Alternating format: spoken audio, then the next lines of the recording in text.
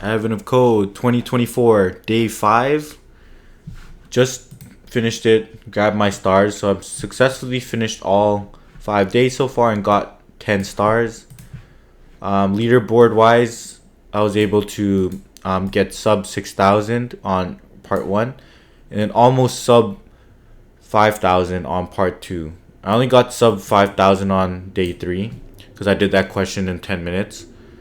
But I've been live streaming the last few days, so I've been going a little bit slower because I'm trying to make it a bit more entertaining. Although this question today was actually pretty hard. Yeah, so cool. Did both of them within like the span of 45 minutes. Let's now see how do we actually solve these. So let's start with part 1.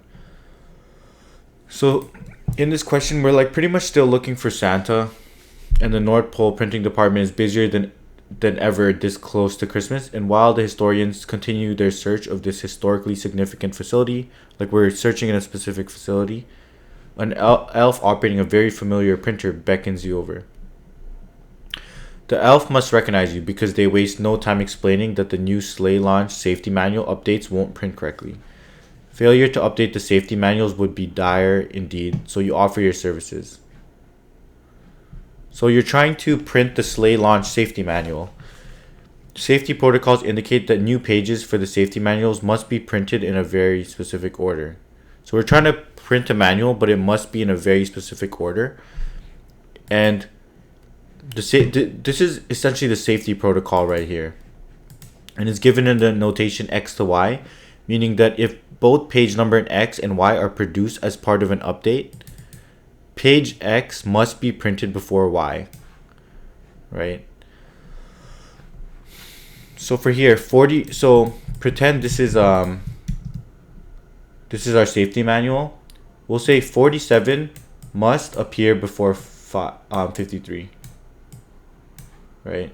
So it must be on the left. 53. For 97. For 97 must appear before 13, so it must be on the left of 13, right? Let me just it should be like more bi-directional, so you can start to see it almost starts building a graph problem. I think the most optimal way to solve this is using like a topological sort, but I didn't want to spend too much time because I have other things to do today, so I just pretty much brute forced it. So you can see 97 X means that if must be printed at some point before Y. So those are that. 97 must come also before 61, right? So the first section specifies that the page ordering rules. The first section specifies the page ordering rules. So this is essentially the protocol, and then means that if it includes both page number 47, then page number 47 must be printed at some point before 53. And then we have a second section that shows all the different updates of each update. Because most safety manuals are different, the pages needed in the updates are different too. Okay, so each line is essentially an update in this output, or in this input. To get the printers going as soon as possible, start by identifying which updates are already in the right order. So we need to figure out which lines here are in the right order. So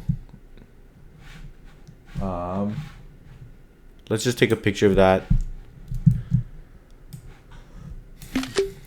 just so we have it to our right here. So we need to figure out which lines here are in the right order.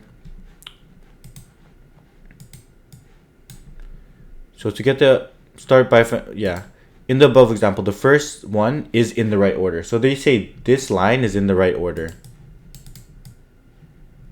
And they give like a really big example, which kind of makes it hard to debug.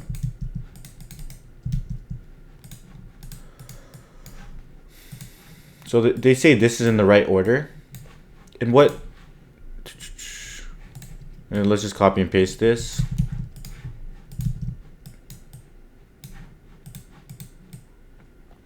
So 75 is correct because there are rules that put each other after it. So 75 has to become 47, has to come before 61, has to come before 53, and then also has to become 29, right? So there it's valid. My solution pretty much was like to check each, like first I literally parsed the safety protocols, and then I built, like for each number I tracked who should come before and who should come after it. So for example, for 47, I'll say I basically built like an after for 47. Like I built a map like this.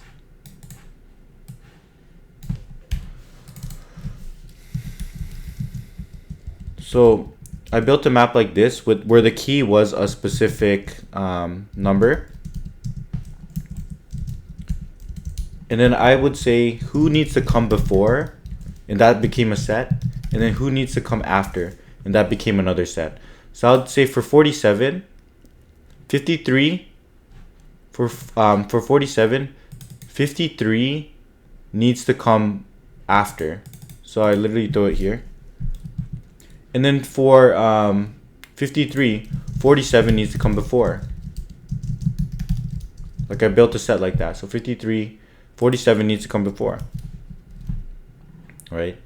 And then what about 97? 97, 13 aren't here, so let me just copy and paste this. Shrink that. 97. So we have 97 and 13. So for 97, it needs to come after, or 97 needs to come before 13. Or yeah. So for 97, it needs to be before 13. And then for 13, it needs to come after 97. So I kind of build that. I build this this hash map that maps each element to the set of who should come before and after it. And then essentially I just start looking at each element. So I say 75. I look to the left and I look for all elements, and I check that all elements don't exist in the after of 75. Or yeah, because if it exists in the after of 75, that means that I was supposed to come after it, essentially. And then pretend I look. Let's do this one. Like the example is so big that it makes it hard to explain the answer.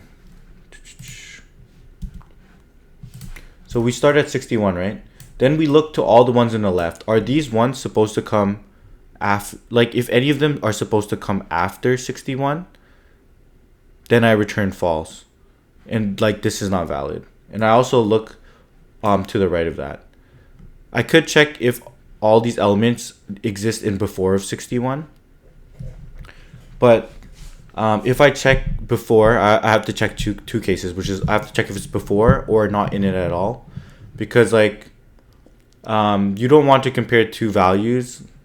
Like you don't like some values that you're comparing aren't part of the safety protocol.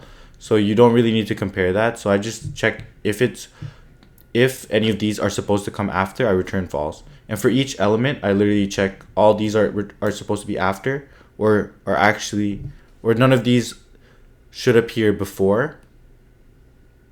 Oh, there's already 9 minutes. So none of these should be appear in after of 61. So this is after 61. And then none of these should appear on before of 61, because if they're supposed to appear on before 61, then we're invalid. So that's kind of my code right there. Another weird thing is like once you identify which ones are correct, so essentially you need to figure out which ones are correct, like which one of these rows are correct, and then you need to like add up the middle numbers of each of the rows. That's how you get the final result. So these ones are correct, then you take the middle number and add those up to get 143. So the first step in my code, so let's start with part 1. So here's what I'm doing. I'm looping through the input, and then I'm building like this before and after set. For each element, I'm tracking who should come before this element and who should come after, and I'm putting that in a set. Right? That's basically I basically build this in the first loop. Then, pretty much for each line, I'm gonna verify every index. For each line, I verify like the 0th index. Let me delete some of this.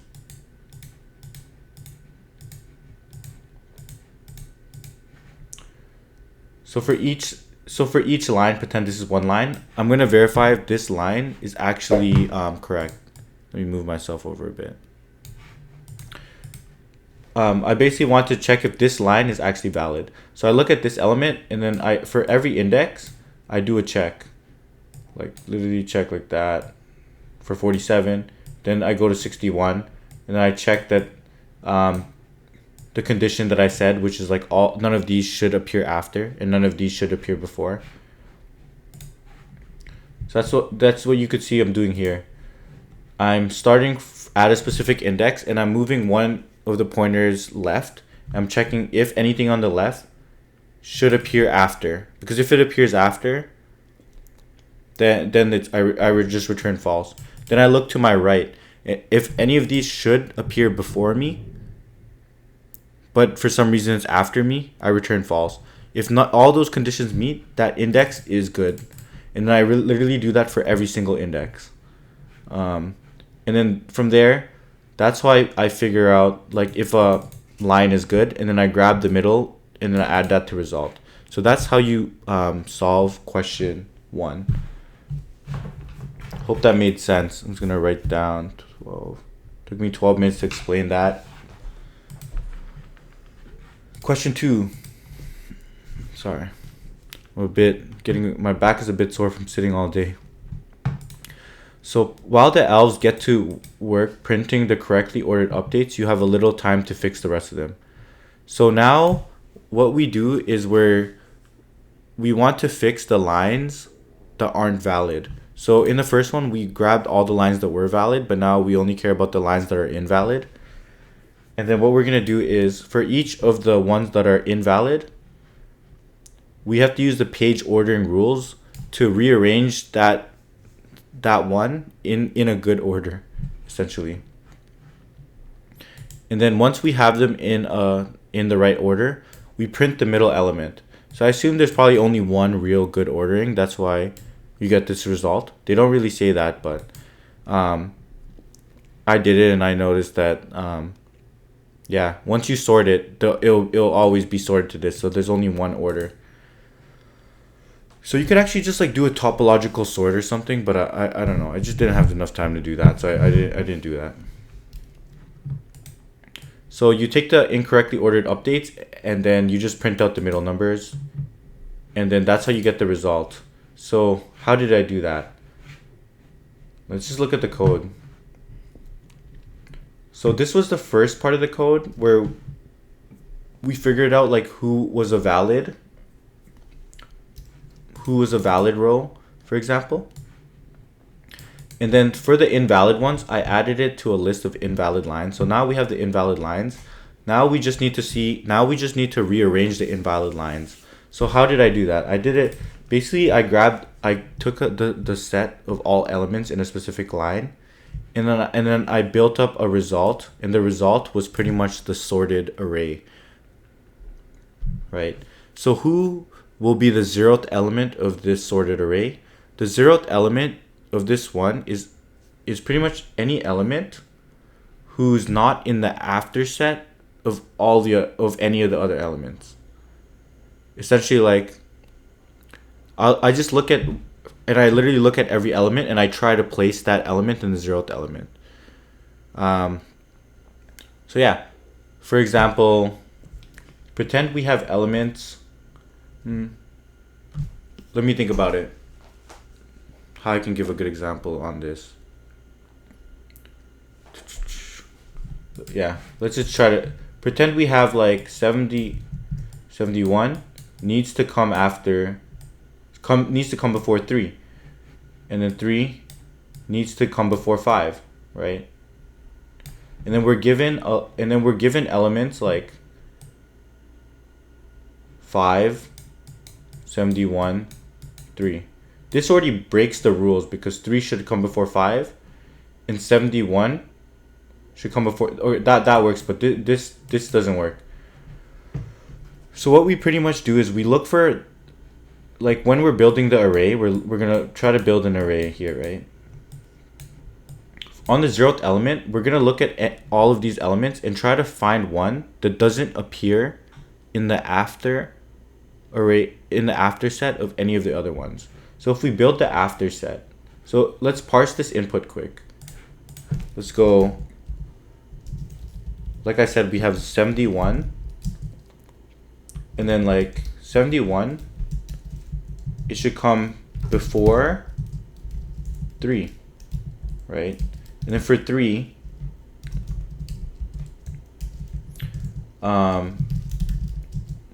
3 should come after 71, like that. And then 3 should come before 5. And then finally we have 5 should come after 3.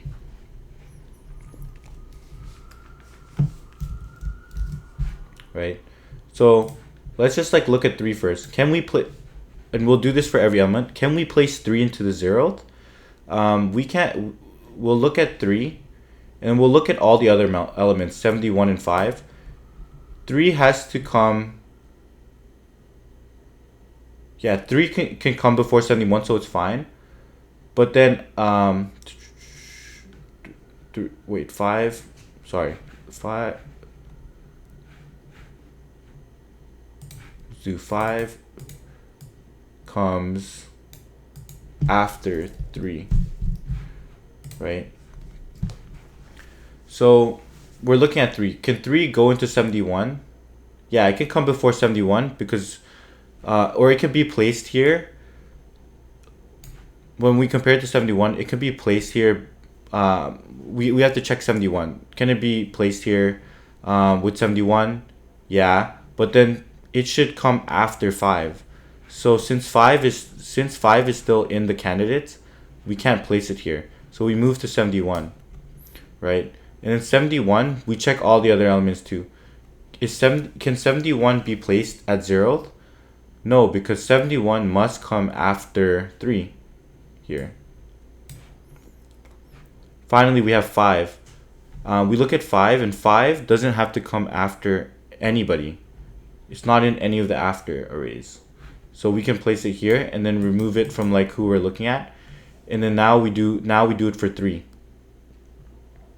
Right? Now we pretty much now we're looking at 3. 3. Does it come in any after ones? No, it doesn't come in any after ones because we deleted this entry. So now we could put 3 here. And then finally we could put 71 and then we return back this result. So that's essentially what I'm doing here. That's my code. I looked through the invalid lines and I just pretty much grab all, like I try to build the result, which is going to be sorted, and then I grab the middle element from that sorted result. And let's see. Yeah, basically how I do that is for I look for every element and I look to see if that element exists in the after set of anybody. Because if it belongs to the after set of anybody, that any of the candidates, then we can't place it in this element because it's supposed to belong after, if that makes sense. So we need to find one that doesn't belong in anyone's after, because then we could just place it. That was a mouthful. I hope that made sense. I'll post the code and you can take a deep look at it. But you pretty much just extend number 2. But cool. See y'all in the next video. I'll post gist of these solutions there. The real answer is probably like a topological sort, but this is a more brute force solution. Maybe I'll try to do a topological sort in a different day. But see you in the next video.